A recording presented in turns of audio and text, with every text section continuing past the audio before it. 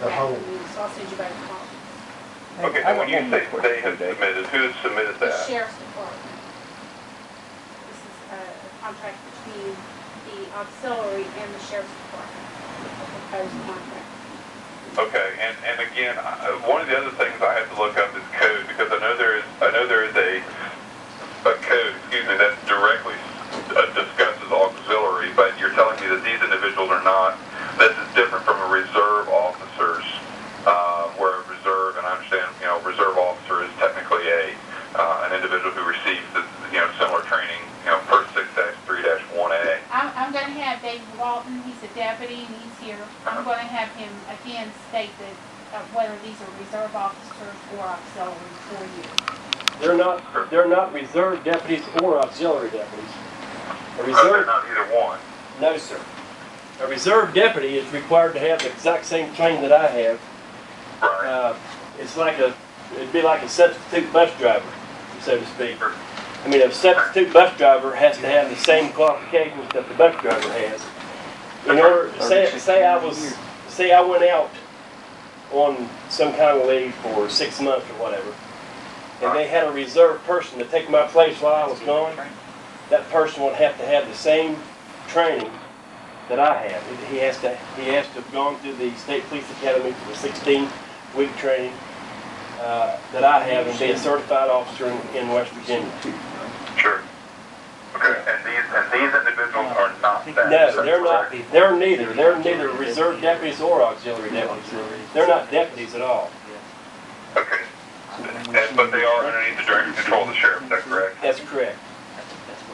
Okay.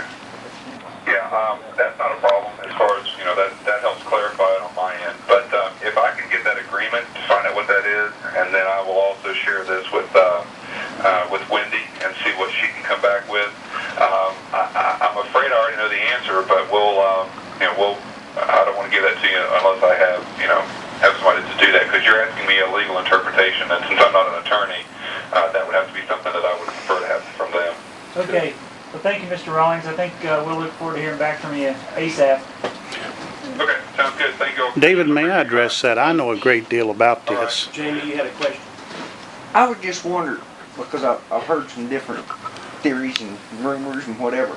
When we do a transport, say the regional jail, and auxiliaries taken, do we send two? Two auxiliary people, yes. Okay. Now, if an officer takes them, or one of the deputies, do you still send two, or is that optional? That's optional.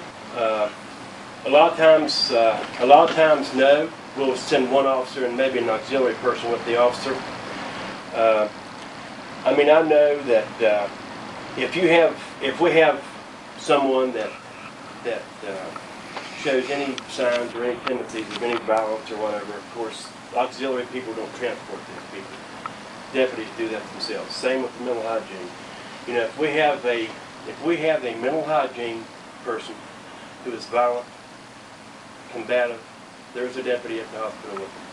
Now, where the auxiliary people come in is if you've got someone who feels like they need help, and they walk into Seneca Mental Health and say, well, we'd like to commit ourselves to a treatment program, they still got to have the same hearing for those people that they do people that we go out and do on an involuntary. They still got to go through the same process, take them into PMH and whatnot. The sheriff's office is still responsible once that pickup order is issued, even though it's a voluntary commitment.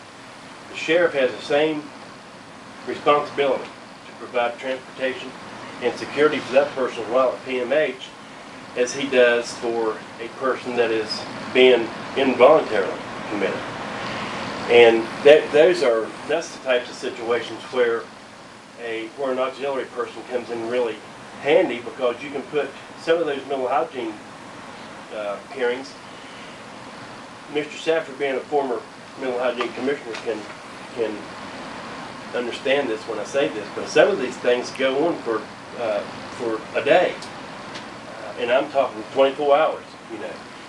Well, we've got an auxiliary person at the hospital with those people versus tying up a deputy that's going to have to be sitting up at the hospital with that person for maybe 24 hours or so.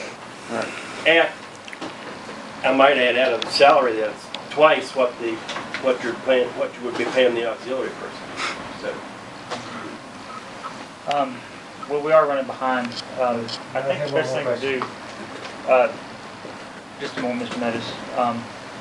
I do want to move on quickly. I think you had a comment too. I'll give each of you a chance to make a comment, but we are running behind and we're definitely going to be taking no action on this today. Mr. Meadows?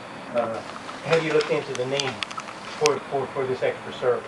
Have you looked at activity sheets? Has the sheriff provided you with activity sheets? The deputies' daily activities, do they have time? I mean, they carried it on in the past, and it seemed to work smooth. To my knowledge, we can provide enough activity sheets. The sheriff has been here on a number of occasions and said that they're very useful, and the deputies are working, he said 60 hours a week as it is, and things like that. He also said honesty and integrity in his campaign speech, that is just a catchphrase. So I personally don't live by that. well, I can tell you that every deputy on the force, that we do, all of us, including myself, a daily activity sheet. Okay, then you should supply them to the commissioners. All they have to do is go over and get it. You're requesting the extra. I came in here and requested an approval of the contract that basically has already been approved by the county commission. That's right. Mr. And Alderman? this contract's already been approved by the county commission, is that right? Yeah, Not with the raw definition that the sheriff can assign anyway. correct. Mr. Alderman, you Okay, had a that just, I'll be real clear to you, but number one, you can't pay them. You all are paying them when the statute, the law says you can't pay them. They're volunteers. He had it right. Okay. I Secondly, think that depends on how you. It don't depend on classify anything, it. Jamie. They're volunteers. Well, if And it says they auxiliary. shall not be compensated. Now, that's in the law, Jamie.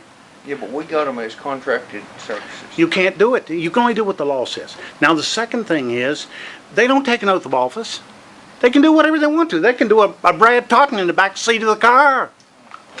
Now, That's enough of that. you're very, very wrong, and all three of you are responsible for this. You paid people to do illegal things. Mr. Alderman, that's enough. We're going to move on now to the 9:30 item. So the You want this contract, on the next agenda?